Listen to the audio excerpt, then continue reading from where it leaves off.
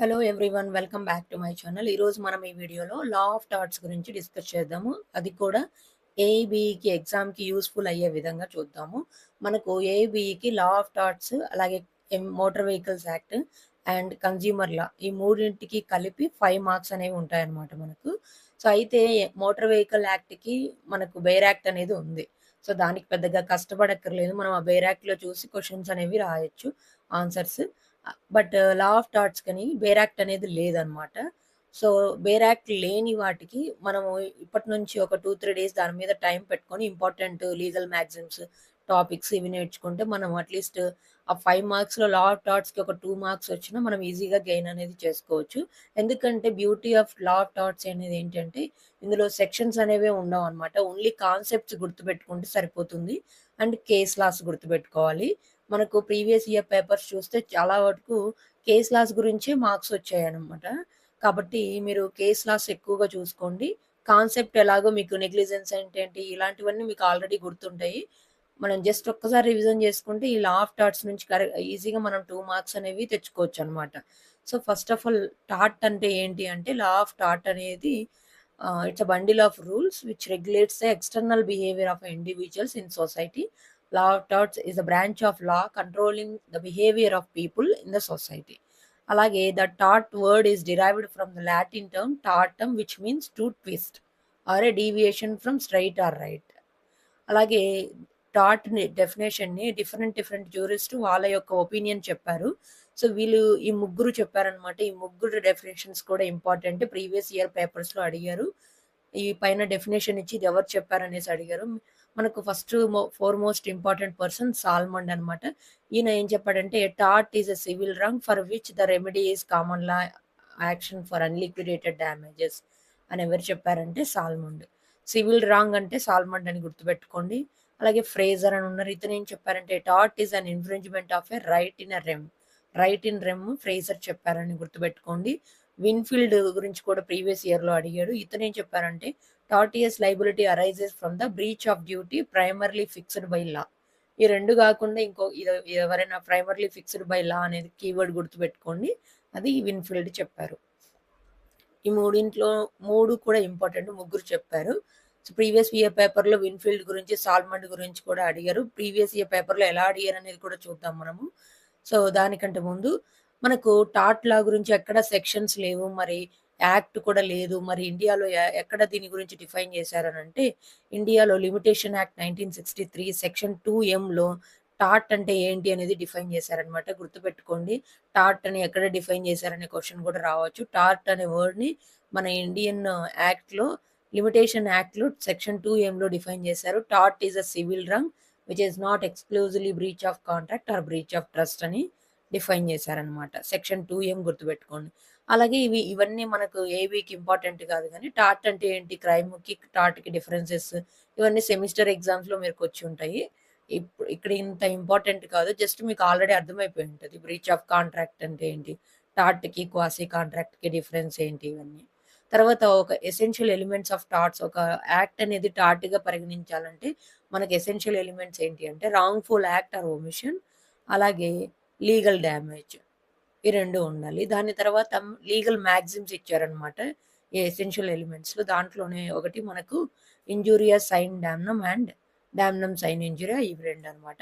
So injuria sine damnum అంటే the maxim means infringement or violation of a legal private right of a person even if there is no actual loss or damage. అంటే ఒక act ద్వారా అతని ఆస్తికి కానీ లేకపోతే ఆయన యొక్క వస్తువులకు కానీ ఏమీ భంగం జరిగి ఉండదు. కాకపోతే అతని యొక్క లీగల్ రైట్‌కి వయలేట్ అయితే అది ఇంజూరియా సైన్ డామ్నమ్ అనమాట. అలా కాకుండా అలా కాకుండా ఓన్లీ ఆయన లీగల్ రైట్‌కి ఏమీ వయలేషన్ అయ్యి ఉండదు. ఇన్‌ఫ్రింజ్‌మెంట్ జరిగి ఉండదు. కానీ అతని యొక్క ఆస్తికి యాక్చువల్ డ్యామేజెస్ జరిగి ఉంటుంది. అప్పుడు దాన్ని డామ్నమ్ సైన్ ఇంజ్యూరీ అంటారు. దీనికి రిలేటెడ్‌గా కేస్ లాస్ కూడా ఉన్నాయన్నమాట. వెరీ ఇంపార్టెంట్ కేస్ లా వచ్చేసి యాస్బీ వర్సెస్ వైట్ అన్నమాట. సో యాస్బీ వర్సెస్ వైట్ కేస్‌లో ఏం జరుగుతదంటే, ఒక ఒక వ్యక్తి యొక్క ఓటు హక్కుని వినియోగించుకోవడానికి వెళ్తా ఉంటారు పోలింగ్ బూత్‌కి. వెళ్ళినప్పుడు మధ్యలో ఒక పోలీస్ ఆఫీసర్ వచ్చి అతన్ని ఓటు వేయకోకుండా స్టాప్ చేస్తారనమాట. సో అప్పుడు ఆ యొక్క పర్సన్ లీగల్ రైట్‌కి ఇంజ్యూరీ జరిగింది కాబట్టి ఇంజూరియా సైన్ డామ్న ప్రకారంగా లాస్ పే చేయాల్సి వస్తుంది అని చెప్పేసి జడ్జిమెంట్ వస్తుంది అనమాట. Ashby versus White. అలాగే Municipal Board of Agra versus Ashrafi Lal అని ఉంది కూడా, ఇది కూడా సేమ్ అనమాట. మన ఇండియాలో జరిగింది, ఇదేమో ఇంగ్లీష్ కేస్ లా అనమాట. యాస్బీ వర్సెస్ వైట్ రెండు important. Injuria sine damnum and damnum sine injuria. Damnum sine ఇంజూరియాకి కూడా ఒక కేస్ లా ఉంది. అదే Gloucester grammar school versus Gloucester grammar school అని చెప్తారనమాట ఇది.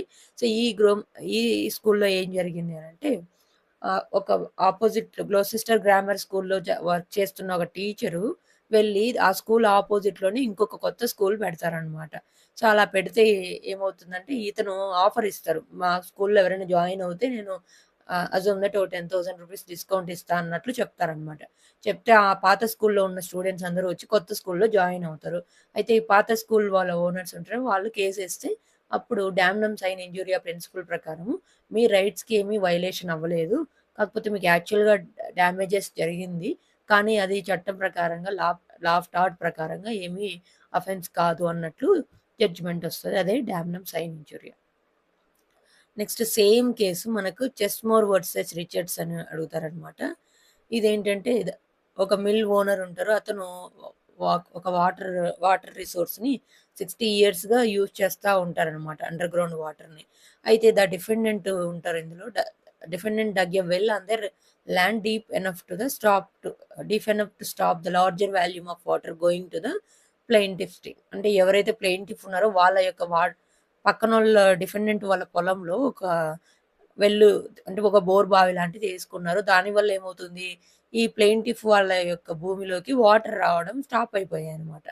సో ఇది కూడా సేమ్ డామ్నమ్ సైన్ ఇంజూరియా ప్రకారంగా the plaintiff has no right of action since it was the case of damnum sine injuria అని జడ్జిమెంట్ వస్తుంది. అదే చెస్మోర్ వర్సెస్ రిచర్డ్స్. నెక్స్ట్ ఇంకొక కేసు కూడా ఉంటుంది, ఇవన్నీ important. Bradford Corporation versus Pickles అని. ఇక్కడ ఏంటంటే, Bradford Corporation refused to purchase his land in connection with the scheme of water supply for the inhabitants of the town. In the revenge of the defendant sank a shaft over his land intentionally and intercepted the underground water which was flowing to the reservoir of the plaintiffs. So held that the plaintiff has no cause since the defendant was exercising his legal right, although the motive was to coerce the plaintiff to buy his land. Same the House of Lords approved the ruling of Chesmore versus రిచర్డ్స్లో ఏదైతే ఇచ్చారో ఇక్కడ కూడా అదే ఇచ్చారనమాట.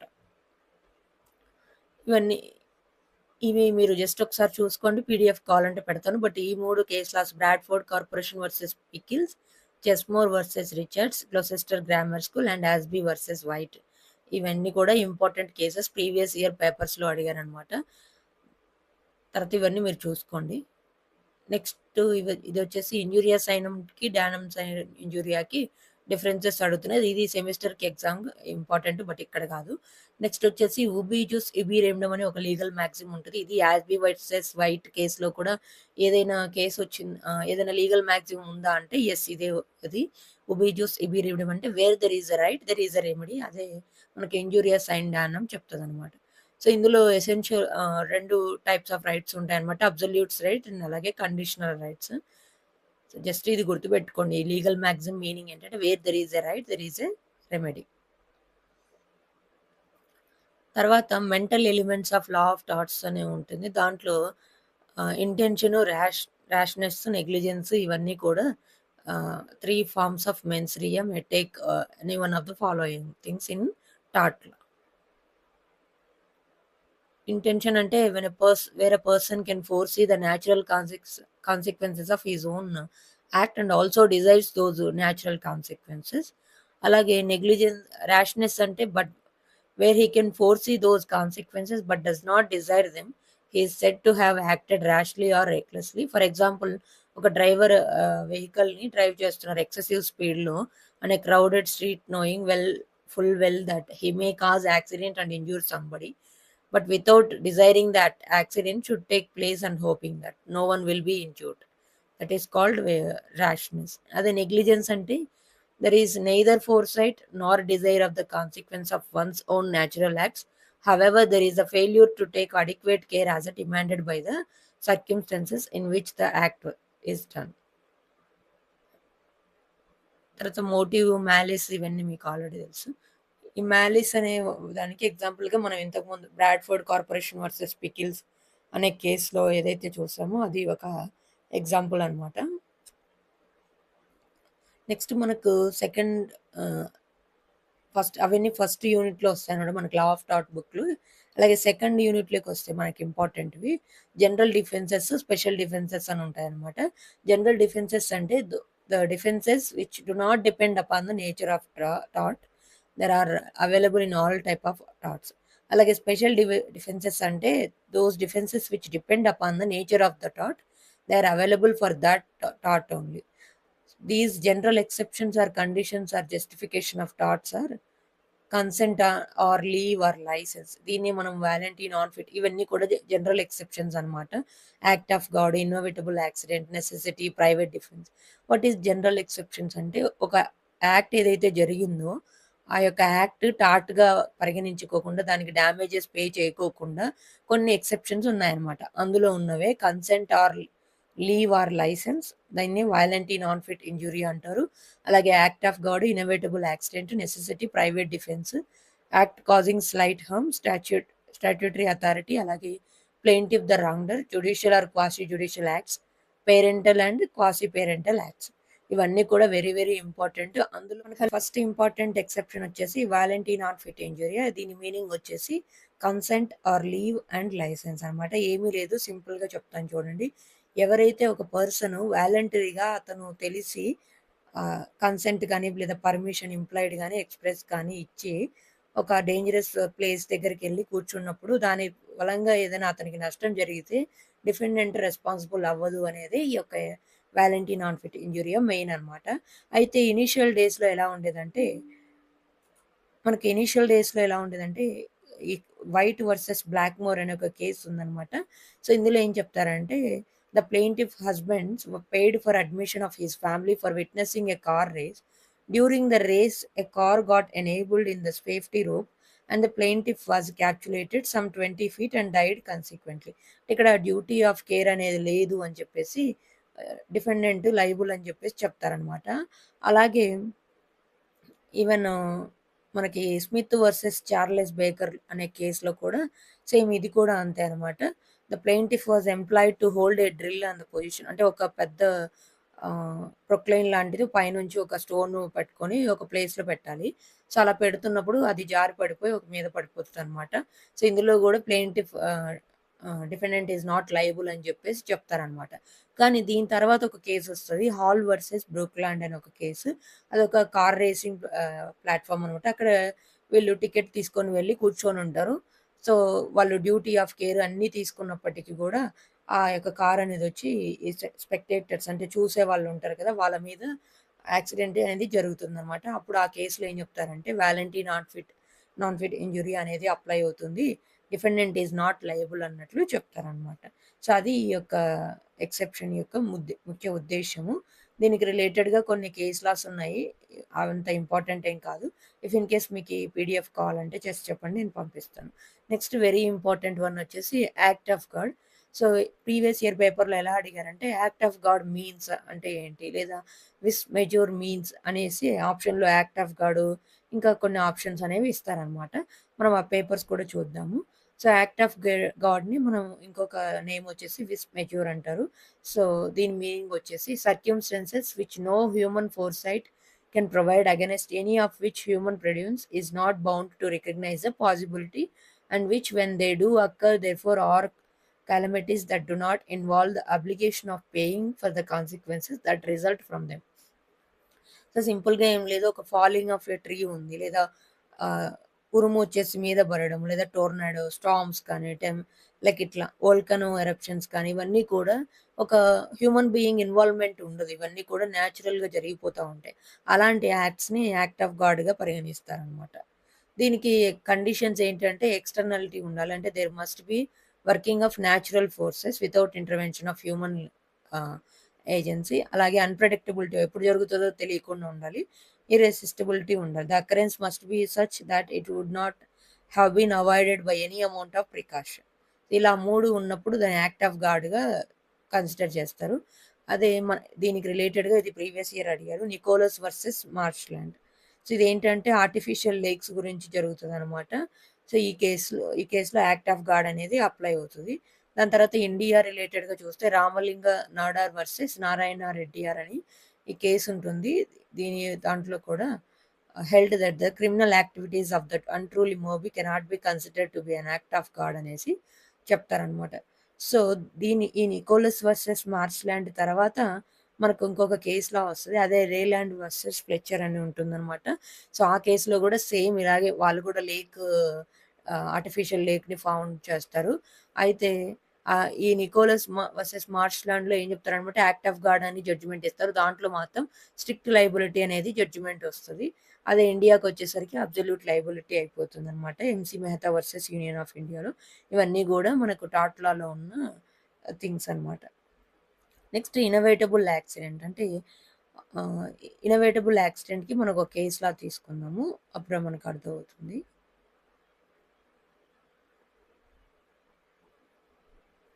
ఈ 'Stanley versus Powell' అని ఒక కేస్ ఉంటుందనమాట.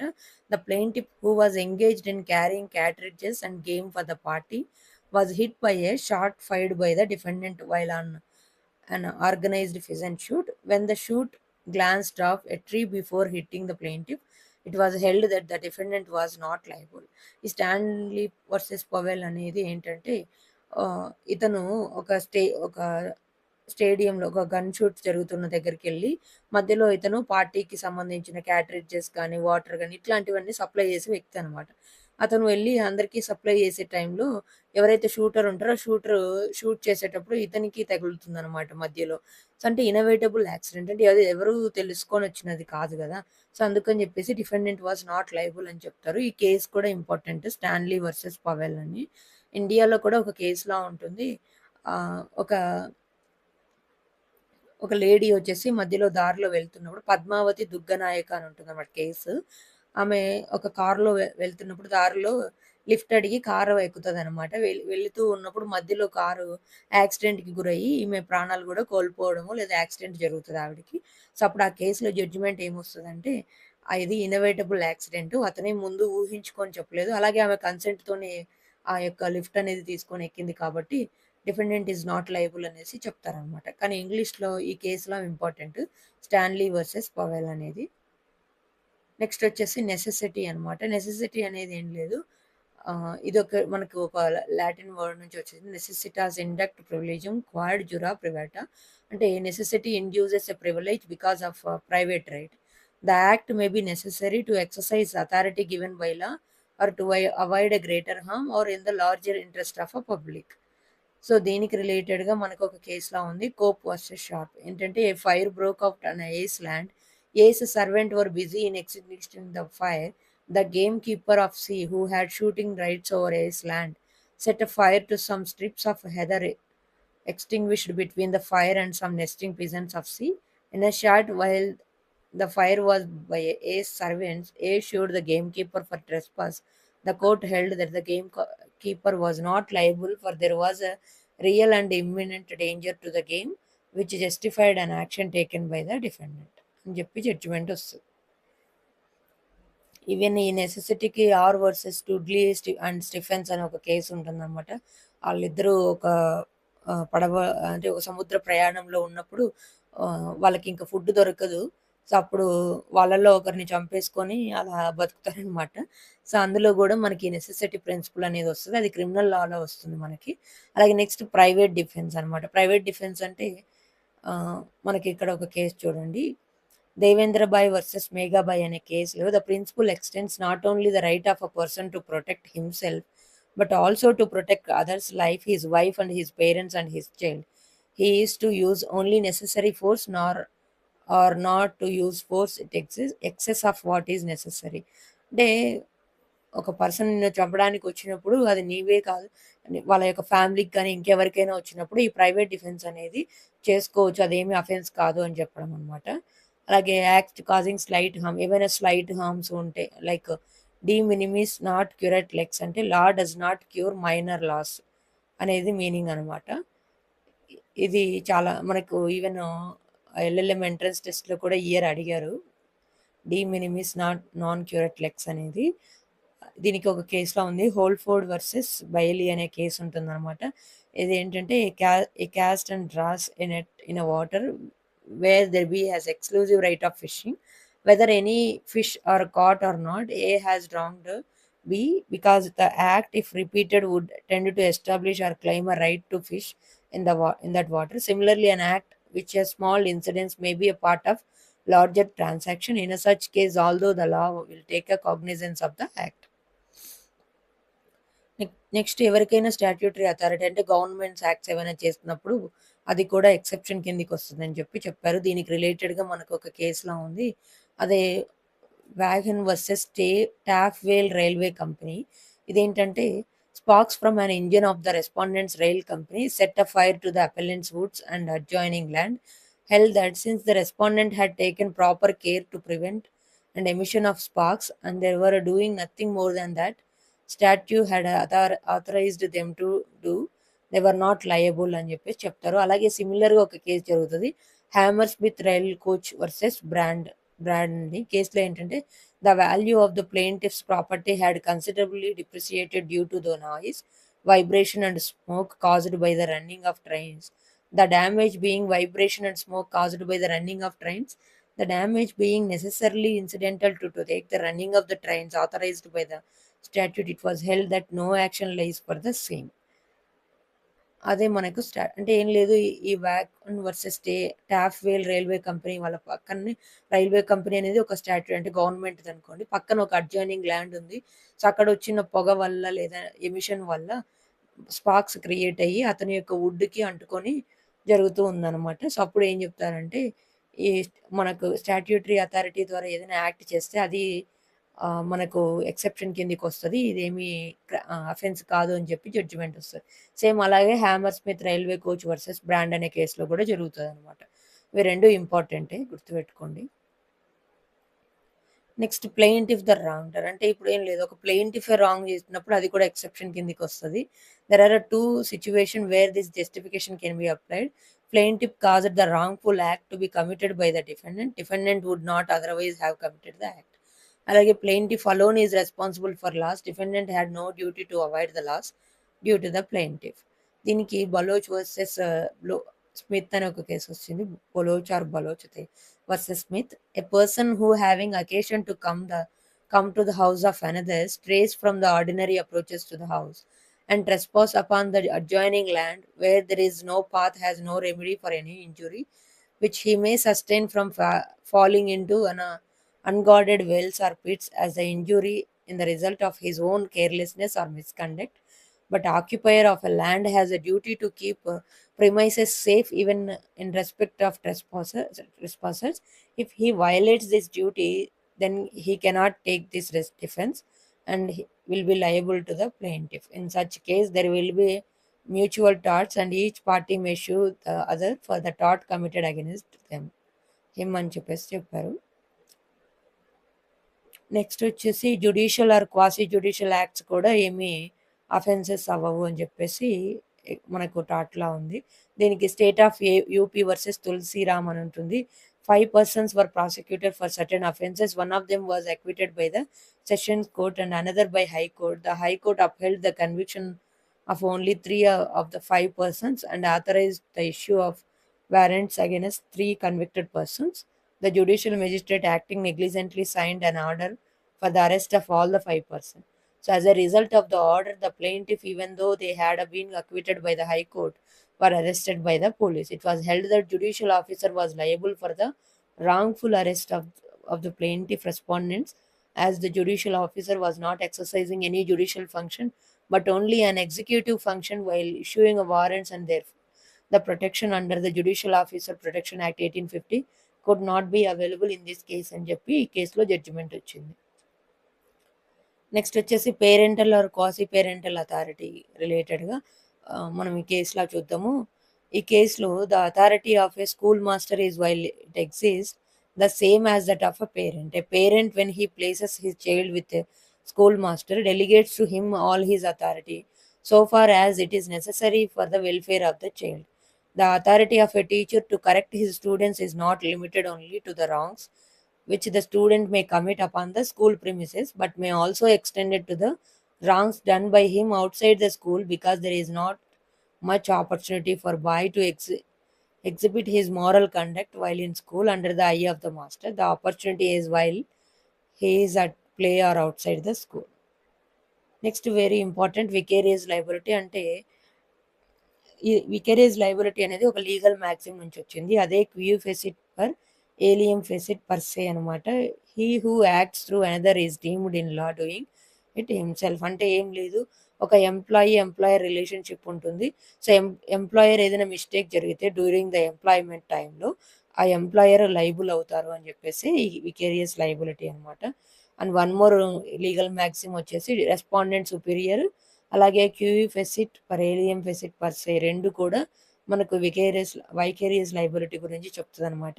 This maxim means that the superior must be responsible or let the principal be liable అని చెప్పి చెప్తుంది.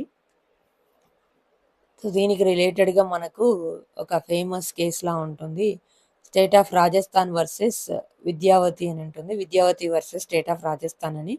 సేమ్ లేదు, ఈ state of Rajasthan versus Vidyavati అనే కేసులో విద్యావతి అనే వాళ్ళ హస్బెండ్కి యాక్సిడెంట్ అయ్యి చనిపోతారనమాట. సో యాక్సిడెంట్ చేసింది ఏంటంటే గవర్నమెంట్ వెహికల్ డ్రైవ్ చేస్తున్న వాళ్ళు. సో అప్పుడు ఆ కేసులో జడ్జిమెంట్ వస్తుంది, government is liable to pay damages for her అనేసి చెప్తారనమాట.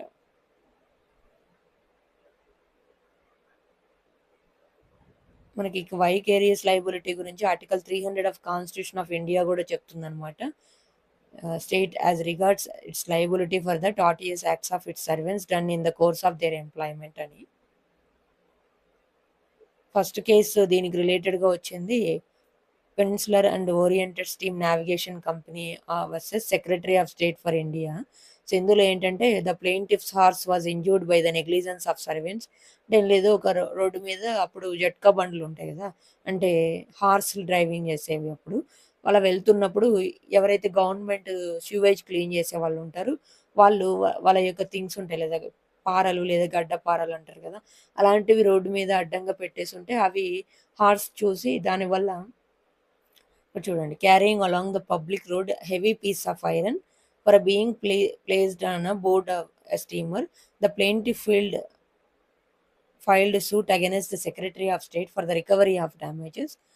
So held that government was liable as the act in question was not being done in the exercise of any governmental or sovereign function అని చెప్పేసి చెప్తారనమాట. కానీ next వచ్చిన ఈ కేసులో మాత్రం గవర్నమెంట్ ఈజ్ లయబుల్ అని చెప్పేసి చెప్తారు, state of Rajasthan versus Vidyavati.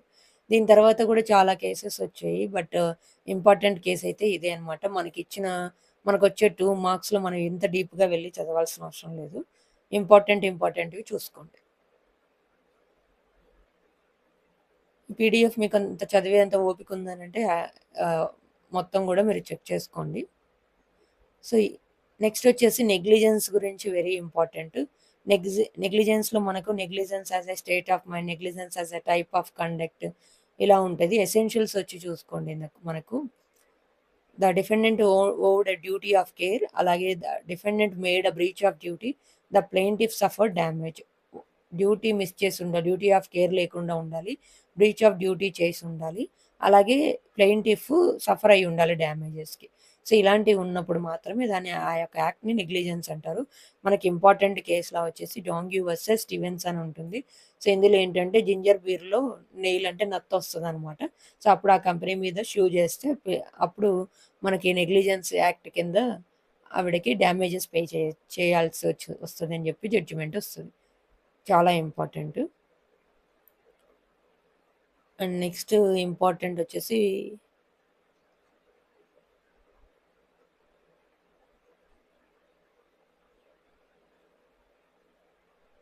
ఈ kinds of negligence, contributory negligence ఇవన్నీ ఉంటాయి. మనకేమి ఇంత డీప్గా వెళ్ళక్కర్లేదు. నెక్స్ట్ న్యూసెన్స్ చూసుకోండి. న్యూసెన్స్ 2 రకాలు ఉంటాయి, private nuisance, public nuisance. Private nuisance అంటే మీ ప్రాపర్టీలోకి వచ్చి ఎవరైనా మీ పర్మిషన్ లేకుండా మీ ప్రాపర్టీకి ఏదైనా నష్టం కలిగించినప్పుడు అది ప్రైవేటు.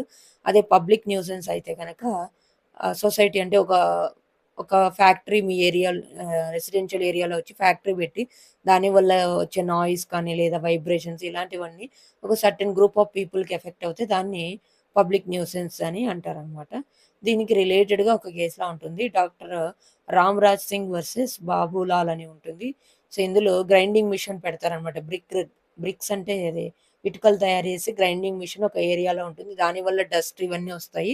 సో, అప్పుడు ఈ కేసులో ఏం జడ్జిమెంట్ వస్తది. It was held that special damages to the plaintiff had been proved and permanent injunction was issued. తర్వాత రోజ్ వర్సెస్ మిల్లీస్ అనే ఒక కేసులో ఉంటుంది. ఇందులో కూడా పబ్లిక్ ఇందులో the blocked the way for plaintiff's barges and the plaintiff had incur considerable expenditure in loading the cargo and transporting same by land.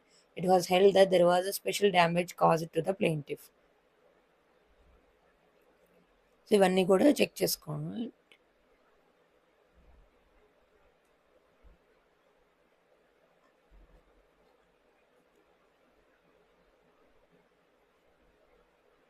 Next very important strict liability and absolute liability. Strict liability apply అవ్వాలి అనంటే if the defendant is responsible that is at fault he has to compensate the plaintiff and if the plaintiff is responsible he should bear the burden if both are at fault. అలాగే if neither them has at fault the plaintiff has to bear the loss. దీన్నే మనము law of torts injuries గురించి responsible అయ్యేవి మనకి ఇవి main theories కదా. అయితే ఇప్పుడు మనకు ఈ స్ట్రిక్ట్ లయబిలిటీ అనేది ఎక్కడి నుంచి వచ్చింది అని అంటే రిలయన్స్ వర్సెస్ ఫ్లెచర్ అనే కేసులో వచ్చిందనమాట. సో, ఇందులో ఈ కేసు ఏంటంటే ఈ కేసు వచ్చేసి జాన్ రేలాన్స్ ఇతను వచ్చేసి ఒక రిజర్వాయర్‌ని బిల్డ్ చేస్తా ఉంటారు. సప్లయింగ్ వాటర్ టు ద ఎయిన్స్‌ఫోర్త్ మిల్‌కి ఒక వాటర్ సప్లై చేస్తూ రిజర్వాయర్ కన్‌స్ట్రక్ట్ చేస్తా ఉంటారు. అయితే ఒకరోజు సడెన్‌గా రిజర్వాయర్ అనేది బ్రేక్ అయిపోయేసి పక్కనున్న ప్లెయింటిఫ్ వాళ్ళ యొక్క మైండ్స్‌లోకి వెళ్ళిపోతాయన్నమాట. వెళ్ళిపోతే ఆ కేస్‌లో జడ్జిమెంట్ వస్తదంటే యాక్ట్ ఆఫ్ గాడ్ అనేది ఈయన డిఫెన్స్ తీసుకుంటాడు. రేలన్స్ అనే ఈ ఎవరైతే ఉన్నారో డిఫెండెంట్ అది యాక్ట్ ఆఫ్ గాడ్ మేమేం చేయలేదు అని చెప్పేసి చెప్తాడనమాట. అయితే ఈ కోర్ట్ జడ్జిమెంట్ ఇస్తది. యాక్ట్ ఆఫ్ లా కాదు. ఏదైనా ఒక సడెన్ డేంజర్, ఇమ్మినెంట్ డేంజర్ గనక వచ్చి కనుక ఒక వ్యక్తికి నష్టం గురి చేస్తే అది స్ట్రిక్ట్ లయబిలిటీ కింద డ్యామేజెస్ పే చేయాలని చెప్పి చెప్తారనమాట. సో, దీనికి ఎసెన్షియల్ ఎలిమెంట్స్ ఉన్నాయి. అవి ఒక్కొక్క కేసులో ఒక్కొక్కటి తీసుకొచ్చారనమాట. అందులో మనకు ఇంపార్టెంట్ థింగ్స్ వచ్చేసి something dangerous must be brought, collected and kept on the land. It must be non natural use of land. The thing must be escape. అంటే ఆహ్, ఆహ్, ఆ యొక్క యాక్ట్‌ని ఎస్కేప్ చేయడానికి థింగ్స్ ఉండాలి. అదే మనకి ఇక్కడ చెప్పారు చూడండి. Dangerous thing. A thing which was of such nature that has the tendency to escape and when escapes to cause considerable damages. ఎగ్జాంపుల్‌గా గ్యాసెస్, లిక్విడ్స్, యానిమల్స్ ఇలాంటివి. Non non natural use of land అంటే న్యాచురల్‌గా కాకుండా ఏదో అంటే ఇప్పుడు reservoir construction గాని ఇట్లాంటివి ఆయిల్ ల్యాంప్ ఇన్ హౌస్ కానీ ఇట్లాంటి లేదా ఒక పెద్ద ఫ్యాక్టరీ పెట్టి ఆ ఫ్యాక్టరీలో ఏవైనా న్యాచురల్ గ్యాసెస్ కాకుండా డేంజరస్ గ్యాసెస్‌ని ప్రొడ్యూస్ చేయడం గాని ఇవన్నీ మామూలు యూజెస్ కాదు గదా. అలాగే escape. Defendant would be liable only when there is a escape of the object from land of which is his in occupation or control. ఇవి 3 ఉంటే గనక ఆ యొక్క యాక్ట్‌ని స్ట్రిక్ట్ లయబిలిటీ అంటారు. దీనికి కొన్ని ఎక్సెప్షన్స్ ఉన్నాయి. అవే act of God, act of third party, plaintiff consent, common benefit of plaintiff and defendant. ఇవి గనుక ఉంటే ఆ యొక్క యాక్ట్‌ని స్ట్రిక్ట్ లయబిలిటీ అన్నారు. ఇవి ఎక్సెప్షన్స్ అనమాట మనకి.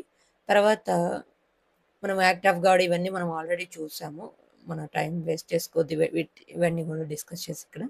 నెక్స్ట్ ఇండియాలో ఏమొచ్చిందంటే స్ట్రిక్ట్ లయబిలిటీని MC Mehta versus union of India oleum gas leakage కేస్‌లో దీన్ని మనం శ్రీరామ్ ఇండస్ట్రీస్ కేస్ అని కూడా అంటారు. ఈ కేస్‌లో ఏంటంటే దేర్ ఈస్ నో ఎక్సెప్షన్ అసలు యాక్ట్ ఆఫ్ గాడ్ ఇవేమీ వద్దు. ఇవి డేంజరస్ థింగ్స్ ఉన్నాయి కాబట్టి అని చెప్పేసి అబ్సల్యూట్ లయబిలిటీని ఇంప్లిమెంటేషన్ చేశారనమాట. అంటే ఇట్లాంటి యాక్ట్స్ ఏవైనా జరిగితే ఒక పెద్ద గ్యాస్ లీకేజ్ అవ్వడం గాని ఇలాంటివి ఖచ్చితంగా without any exceptions damages pay చేయాలని జెప్పేసి మనకు ఇండియాలో స్ట్రిక్ట్ లయబిలిటీని అబ్సల్యూట్ లయబిలిటీ చేశారనమాట. అదే మనకి ఏ కేస్‌లో వచ్చింది అనే క్వెషన్ అడిగితే MC Mehta versus union of India. దీన్ని ఓలియం గ్యాస్ లీకేజ్ కేస్ అంటారు. లేదా శ్రీరామ్ ఇండస్ట్రీ కేస్ అని కూడా అంటారు. నెక్స్ట్ వచ్చేసి మనకు డ్యామేజెస్ గురించొస్తే డ్యామేజెస్ మనకు డ్యామేజెస్ అంటే ఏంటంటే damages which law presumes that natural consequences of the defendant's acts or general damages where damages the law will not infer unless proved at the trial or special damages. Same లేదు medical expenses pay చేయడం కానీ లేదా damages amount pay చేయడం కానీ ఇవన్నీ మనకు types of damages వచ్చేసి nominal, contemptuous, అలాగే real or substantial, exemplary, prospective damages ఉన్నాయి. నామినల్ అంటే చిన్న చిన్న డ్యామేజెస్. తర్వాత కాంటెంప్చుయస్ డ్యామేజెస్ అంటే indication of the law of court expressing an opinion that the claim of the plaintiff for its disapproval of in a conduct in that matter. అలాగే real or substantial damages అంటే damages which are assessed and awarded as a compensation for damages. Exemplary damages అంటే are awarded where there has been a great injury by reason aggravating circumstances accompanying the wrong. ఎగ్జాంపుల్గా చూస్తే Bhim Singh versus state of Jammu and Kashmir అనే కేసులో ఈ ఎమ్మెల్యేని arrest చేస్తారనమాట. Arrest చేస్తే the Supreme Court considered that appropriate case to award exemplary damages అంటే amount pay చేయాలి అని చెప్పేసి చెప్తుంది అనమాట. తర్వాత ప్రాస్పెక్టివ్ డ్యామేజెస్ అలాగే ఇంజెక్షన్స్ ఉంటాయి. ఏదైనా ఒక యాక్ట్ని చేయకూడదు స్టాప్ చేయాలి టెంపరీగా అంటే ప్రోహిబిటరీ ఆర్ మ్యాండేటరీ ఇంజెక్షన్, అలాగే పర్మనెంట్ అండ్ టెంపరీ ఇంజెక్షన్స్ కూడా వస్తాయి అన్నమాట మనకు. ఇవన్నీ మీకు ఆల్రెడీ తెలుసు. పర్మనెంట్ ఇంజెక్షన్ అంటే కంప్లీట్గా యాక్ట్ని ఇంకా చేయొద్దు అని చెప్పడానికి. టెంపరీ అంటే టెంపరీగా కొద్ది రోజులు డెసిషన్ వచ్చేంత వరకు. తర్వాత ఇవన్నీ కూడా స్పెసిఫిక్ రిలీఫ్ యాక్ట్లో వస్తాయి అన్నమాట మనకు. ఒకవేళ ఏదైనా ఒక యాక్టర్ డ్యాన్స్ చేస్తానని చెప్పేసి ఒక స్టేజ్ మీద ఒప్పుకున్నారు, సడన్గా వచ్చేసి ఆ యాక్ట్ చేయలేకపోయారు ఏదో ఒక ఇష్యూ వల్ల. సో అలాంటి యాక్ట్ని చేయాలి అని అంటే స్పెసిఫిక్ రిలీఫ్ యాక్ట్ కింద చేయడానికి మనకు ఈ యొక్క యాక్ట్ అనేది అప్లై అవుతుంది. సో ఇప్పటి వరకు డిస్కస్ చేసినవన్నీ కూడా మనకు టాట్ లాలో ఇంపార్టెంట్. స్పెసిఫిక్ రిలీఫ్ యాక్ట్కి సపరేట్గా మార్క్స్ ఉన్నాయి. మనకు బెయిర్ యాక్ట్ కూడా ఉంది, మీరేం టెన్షన్ పడకండి, ఆ బెయిర్ యాక్ట్ చూస్తే అర్థమవుతుంది. తర్వాత మనకు ఇంపార్టెంట్ క్వశ్చన్స్ ఎలా అడిగారో ప్రీవియస్ ఇయర్ పేపర్లో చూద్దాము. సో ఇది ఒకసారి క్వశ్చన్ చూడండి. హూ హ్యాస్ డిఫైన్డ్ టాట్ as a tortious liability arises from the breach of duty primarily fixed by law. ఎవరు చెప్పారు ఇదేనంటే విన్ఫీల్డ్ అనమాట.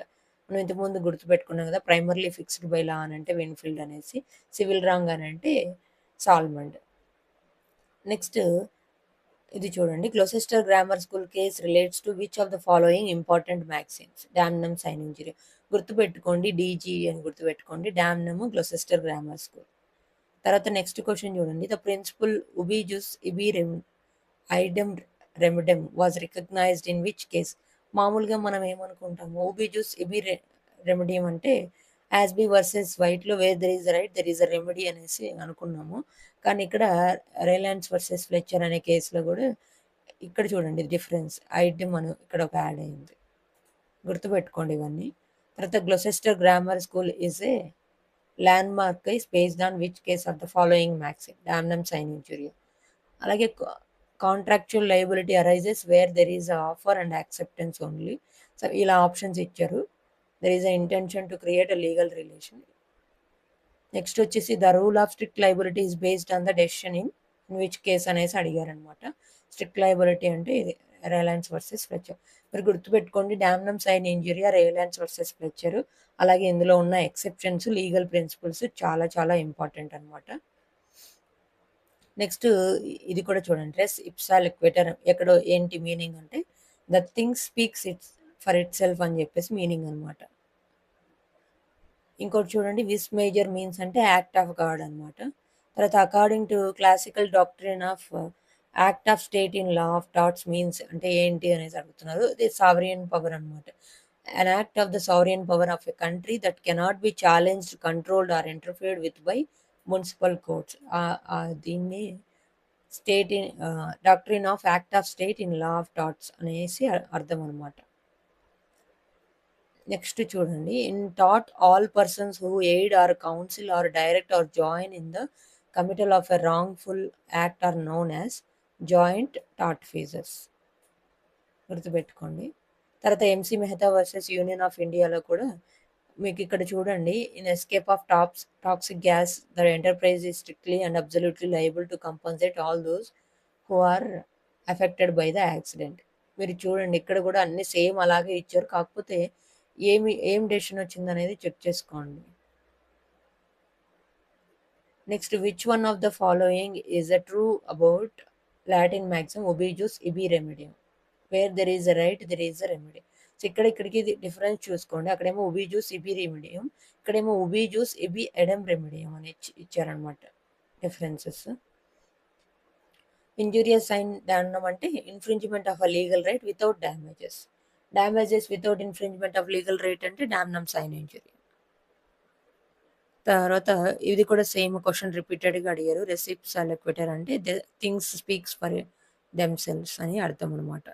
So which is not the private right of private property, right of freedom, right of education, right to education, none of the above. Which is not private right అంటే none of the above. Next వచ్చేసి in which of the following cases the principle of common employment was evolved in the first time. Priestley versus Fowler. English case Rylands versus Fletcher is laid down a very important rule. What is that అంటే strict liability.